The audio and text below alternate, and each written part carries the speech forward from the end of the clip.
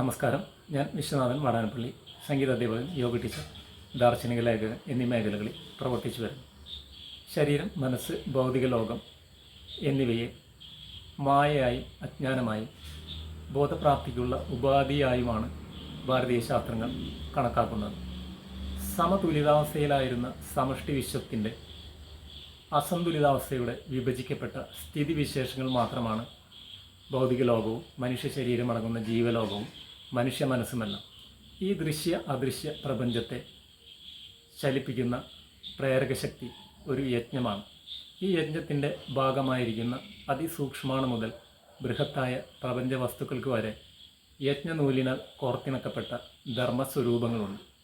മനുഷ്യനിൽ ഈ ധർമ്മസ്വരൂപം അവൻ്റെ കാരണശരീരത്തിൽ കുടികൊള്ളുന്നു.